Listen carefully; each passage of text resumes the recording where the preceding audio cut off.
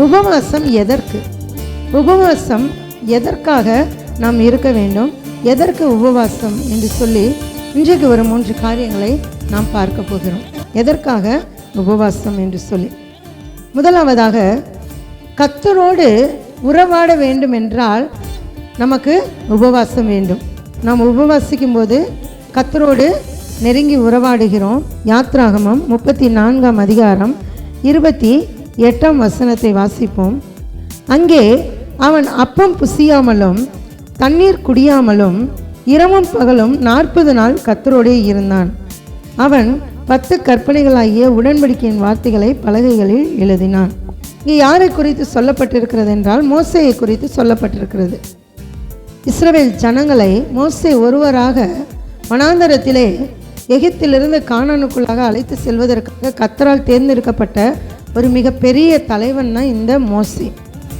அந்த மோசே வனாந்தரத்திலே ஜனங்களை கூட்டி வரும்போது இடையிலே தேவனாகிய கர்த்தர் சீனாய் மலைக்கு கூப்பிடுகிறார். அங்கு சீனாய் மலைக்கு போகும்போது மோசே 40 நாள் இரவும் பகலும் புசியாமலும் அப்பம் புசியாமலும் தண்ணீர் குடியாமலும் இரவும் பகலும் 40 நாள் கர்த்தரோடே இருந்தான் என்று சொல்லி பார்க்கணும். 40 நாள் இரவும் பகலும் கர்த்தருடைய சமூகத்திலே மோசே என்ன பண்ணாராம்? சாப்பிடாமல் தண்ணீர் குடியாமல் காணப்பட்டாராம். சாப்பிடாமல் தண்ணீர் குடிக்காமல் அங்கே என்ன செய்தார் என்று நான் பார்த்தால் கர்த்தரோடு கூட பேசி கொண்டிருந்தார், கர்த்தரோடு கூட உறவாடி கொண்டிருந்தார். விசேஷமாக நாம் 10 கட்டளை என்று சொல்லி நம்ம படிக்கிறோம் இல்லையா, அந்த 10 கட்டளைகளாகிய அந்த கற்பலகைகளை தேவன் சொல்ல சொல்ல சொல்ல மோசே என்ன பண்ணார்? அந்த கற்பலகைகளில் எழுதினார். அப்போ தேவனோடு கூட உறவாடுவதற்கு மோசே மலையின் மேல் சென்றார். மலையின் மேல் சென்றது மாத்திரமல்ல, 40 நாள் இரவும் பகலும் அப்பம் புசியாமலும் தண்ணீர் குடியாமலும் இருந்தார். இரண்டாவது ஒரு உதாரணத்தை பார்க்கும்போது தானியேலின் புத்தகம் 9ஆம் அதிகாரம் 3ஆம் வசனம். தானியேலின் புத்தகம் 9ஆம் அதிகாரம் 3ஆம் வசனத்தில் தானியேல் சொல்லக்கூடிய ஒரு காரியத்தை நாம் பார்க்க முடியும். நான் உபவாசம் பண்ணி இரட்டிலும் சாம்பலிலும் உட்கார்ந்து தேவனாகிய ஆண்டவரை ஜபத்தினாலும் விண்ணப்பங்களினாலும் தேட என் முகத்தை அவருக்கு நேராக்கி என் தேவனாகிய கர்த்தரை நோக்கி ஜெபம் பண்ணி பாவ அறிக்கை செய்து, ஆண்டவரை உம்மில் அன்பு கொண்டு உம்முடைய கற்பனைகளை கைக்கொள்கிறவர்களுக்கு உடன்படிக்கையும் கிருபையும் காக்கிற மகத்துவம் பயங்கரமான தேவனே, இப்படியெல்லாம் கொடுக்கப்பட்டிருக்கிறது.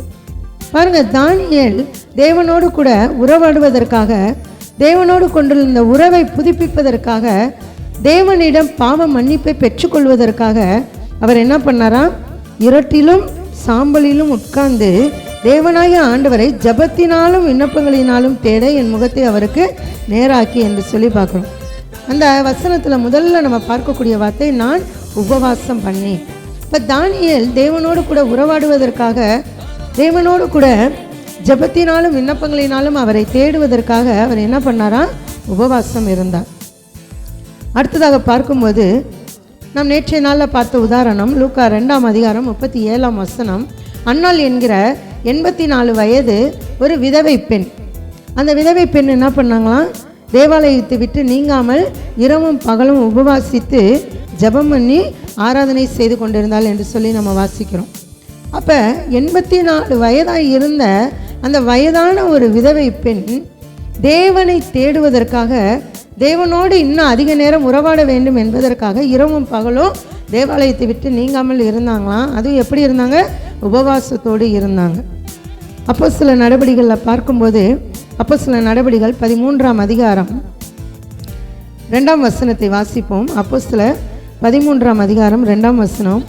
அவர்கள் கர்த்தருக்கு ஆராதனை செய்து உபவாசித்து கொண்டிருந்த போது பர்னபாவையும் சவுலையும் நான் அழைத்த ஊழியத்துக்காக அவர்களை பிரித்து விடுங்கள் என்று பரிசுத்த ஆவியானவர் திருவுளம் பற்றினார். அவர்கள் கர்த்தருக்கு ஆராதனை செய்து உபவாசித்து கொண்டிருக்கிற போது, அவர்கள் என்றால் யாரு?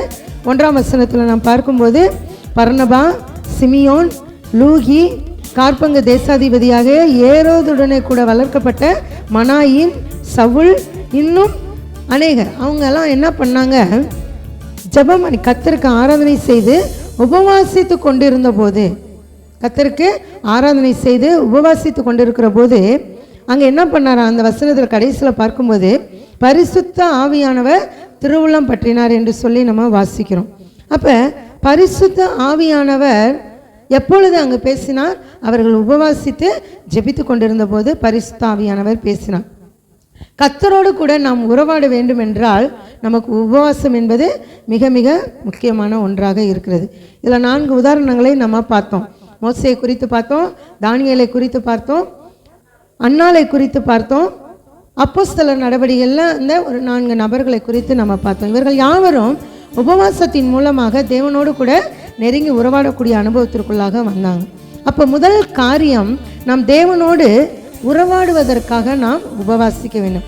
இந்த நாட்களில் நம்ம அநேக நபர்களோடு அநேக காரியங்களை பேசுகிறோம். நம்முடைய பிள்ளைகளோடு பேசுகிறோம், கணவன் மனைவியோடு, மனைவி கணவனோடு பேசுகிறோம்.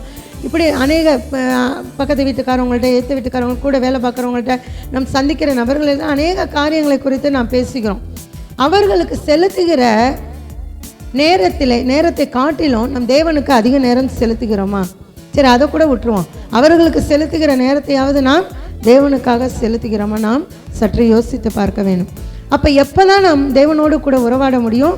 நம்ம உபவாசம் இருக்கும்போது தான் தேவனோடு கூட உறவாட முடியும். நான் முன்னாடியே சொன்னேன், தேவனோடு கூட பேச வேண்டும் என்ற, தேவனோடு கூட வேண்டும் என்ற ஒரு விருப்பம், ஒரு வாஞ்சை நமக்குள்ளாக இருந்ததென்றால் நான் கண்டிப்பாக உபவாசம் இருக்கலாம். நான் உபவாசம் இருக்கிறேன்னு சொல்லிட்டு நம்ம வேலைகளை பார்க்கிறது தேவனோடு கூட உறவாட முடியாது. தேவனோடு கூட உறவாடக்கூடிய அனுபவம் கிடையாது. அதற்கு பேர் உபவாசமும் கிடையாது. அப்போ உபவாசம் இருப்பது என்பது கர்த்தரோடு கூட நாம் உறவாடுவதற்காக. இரண்டாவது, யாத்ராகமத்தின் புத்தகம் 33ஆம் அதிகாரம் 9ஆம் வசனத்தை வாசிப்போம். யாத்ராகமம் 33:9. மோசே கூடாரத்திற்குள் பிரவேசிக்கையில் மேகஸ்தம்பம் இறங்கி கூடார வாசலில் நின்றது. கர்த்தர் மோசேயோட பேசினார். இங்கே நாம் பார்க்கும்போது கர்த்தரோடு கூட பேசுவதற்கு இந்த உபவாசம் மிகப்பெரிய ஒரு காரணமாக அமையும். கடவுளோடு கூட பேசுவதற்கு பாருங்களேன், ஒரு சின்ன உதாரணம் சொல்கிறேன். இப்போ நான் பேசுகிறேன், உங்களுக்கு கேட்குது, அதனால் உங்களுக்கு ஒரு பிரயோஜனம். நீங்கள் ஏதாவது பேசுனீங்கன்னா எனக்கு அது கேட்கும், அதை நான் உணர்வடைந்து அதனால் எனக்கு ஏதாவது ஒரு பிரயோஜனம் இருக்கும். இந்த செவுத்துக்கிட்ட போய் பேசினேன்னா செவுத்துக்கும் பிரயோஜனம் இல்லை, எனக்கும் பிரயோஜனம் இல்லை. இந்த கதவு இருக்குது, அது மரத்தால் செய்யப்பட்டது தான். அந்த கதவு முன்னாடி போய் நின்றுக்கிட்டு நான் பிரசங்கம் பண்ணேன்னா எனக்கும் பிரயோஜனம் இல்லை, அந்த கதவுக்கும் பிரயோஜனம் இல்லை. இப்படி தான் இன்றைக்கு அநேக ஜனங்கள் சிலை வழிபாட்டுக்குள்ளாக இருக்கிறாங்க. அந்த சிலைகள் எப்படிப்பட்டதான்? கல்லாலும் மண்ணாலும் மரத்தாலும் செய்யப்பட்டது. இன்னும் அநேக உலகங்களினாலும் செய்யப்பட்ட சிலைகள் இருக்குது. அப்போ அந்த சிலைகள்கிட்ட போய் நம்முடைய விண்ணப்பத்தை வைக்கும்போது கண்டிப்பாக நமக்கு என்ன செய்யாது? பதில் கிடைக்காது. அப்போ ஜீவனுள்ள தேவனோடு பேசும்போது மட்டும்தான் தேவன் என்ன செய்வார்? பதிலை தருவார். அதுவும் நன்மையான காரியங்களை நமக்கு செய்வார். அவர் செய்கிற காரியங்கள் எல்லாமே நமக்கு நன்மையாக இருக்கும். இப்போ தேவனோடு கூட நாம் பேச வேண்டும் என்றால் நம்முடைய பேச்சை கேட்டு, நம்முடைய விண்ணப்பத்தை கேட்டு கடவுள் பதில் அளிக்க வேண்டும் என்றால் நாம் உபவாசம் இருந்து அவருடைய சமூகத்திலே அமர வேண்டும். ஏதோ விரதம் இருந்து ஒரு சந்தி இருந்து நாம் சிலுவை பாதை என்று சொல்லி அதற்கு முன்பதாக போய் மண்டியிட்டால் கண்டிப்பாக நம்முடைய விண்ணப்பங்களுக்கு பதில் ஒருபோதும் கிடைக்கவே கிடைக்காது. ஜீவனுள்ள தேவனாகிய, நம்முடைய விண்ணப்பத்தை கேட்கிற தேவனாகிய அவருடைய சமூகத்தில் அமர்ந்து நம்முடைய விண்ணப்பங்களை வைக்கும்போது தேவன் என்ன செய்வார்? கண்டிப்பாக நமக்கு பதிலை தருவார். இன்றைக்கு அநேக ஜனங்கள் கோயில் கோயிலாக போகிறாங்க, ஊர் ஊராக போகிறாங்க, மலைமலையாக ஏறி போகிறாங்க. ஆனாலும் அவர்களுடைய சூழ்நிலை அப்படியே தான் இருக்குது. இன்னும் சொல்லப்போனால் அதோட மோசமாக தான் இருக்குது. காரணம், அதெல்லாம் ஜீவன் இல்லாத கடவுள். நாம் ஜீவனுள்ள தேவனை ஆராதித்து கொண்டிருக்கிறோம். இப்போ பாருங்கள், அவருக்கு நேராக நம்முடைய இருதயத்தை உண்மையிலேயே நாம் செலுத்தும் போது, அதுவும் உபவாசித்து நாம் செலுத்தும் போது கர்த்தர் கண்டிப்பாக அந்த ஜெபத்தை கேட்டு விடுதலையை தருகிறார். அடுத்து நம்ம அதைத்தான் நம்ம பார்க்க போகிறோம். அடுத்த தலைப்பில் யார் யாரெல்லாம் கர்த்தர்கிட்ட பதிலை பெற்றுக்கொண்டாங்க. நான் கொஞ்சம் காரியத்தை தான் நான் எடுத்துகிட்டு வந்திருக்கேன். ஏன்னா இருக்கிற அரை மணி நேரத்தில் நம்மளால் அநேக காரியங்களை பார்க்க முடியாது. உபவாசித்து ஜெபித்தவர்கள் இன்னும் அநேகர் இருக்கிறாங்க. எல்லாரையும் நம்ம சொன்னோம்னா நாட்கள் போதாது. அதனால தான் நான் 4 பேரை மட்டும் நான் சொன்னேன். அதே போல் ஜெபித்து பதிலை பெற்றுக்கொண்டவர்களும் அநேகர் இருக்கிறாங்க வேதத்தில். அப்போ பாருங்கள், தேவனோடு கூட நாம் பேச வேண்டும் என்றால் உபவாசித்து நாம் பேசும்போது கர்த்தர் கண்டிப்பாக பதிலை தருவார். இந்த உபவாசத்தின் மூலமாக நம் தேவனோடு கூட உரையாட முடியும். அதே போல தான் மோசே என்ன பண்ணாராம், கர்த்தரோடு கூட பேசினார். கர்த்தரும் மோசையோடு பேசினார். எப்படி பேசினாராம்? 11ஆம் வசனத்தில் அருமையாக இருக்கு பாருங்க. ஒருவன் தன் சிநேகிதனோட பேசுவது போல கர்த்தர் மோசையோட முகமுகமாய் பேசினார். ஒருத்தன் அவனோட ஃப்ரெண்டு கூட எப்படி பேசுவானோ அதுபோல கர்த்தர் என்ன செஞ்சாராம், மோசையோடு பேசினாராம். எவ்வளோ பெரிய தேவன் பாருங்கள் நம்முடைய தேவன், எவ்வளவு அருமையான தேவன் நம்முடைய தேவன். ஒரு ஃப்ரெண்டுக்கிட்ட என்ன செய்வாங்க, அம்மா அப்பாட்ட கூட சொல்லாத அநேக காரியங்களை ஒரு ஃப்ரெண்டுக்கிட்ட சொல்லுவாங்க. ஃப்ரெண்டு சொல்லி தான் சம்மந்தப்பட்ட ஆளுடைய அம்மா அப்பாவுக்கே தெரியும். அப்போ கர்த்தர் அப்படியாக ஒரு சிநேகிதனோட பேசுவது போல முகமுகமாய் தேவனோடு கூட அவர் பேசினாராம். எவ்வளோ அருமையான தேவனை நாம் பெற்றிருக்கிறோம். அப்போ பாருங்கள், கர்த்தரோடு உறவாடுவதற்கு, கர்த்தரோடு உறவாட வேண்டும் என்பது நம்ம முதல் காரியம் பார்த்தோம். கர்த்தரோடு உரையாட, கர்த்தரோடு பேசுவதற்கு உபவாசம் நமக்கு அவசியம். மோசே அப்படியாக பேசினார். எப்பொழுது அவரால் பேச முடியுதோ அந்த உபவாசத்தின் மூலமாக. உபவாசம் இருந்தபோது கர்த்தர் மோசையோடு முகமுகமாய் பேசினார்.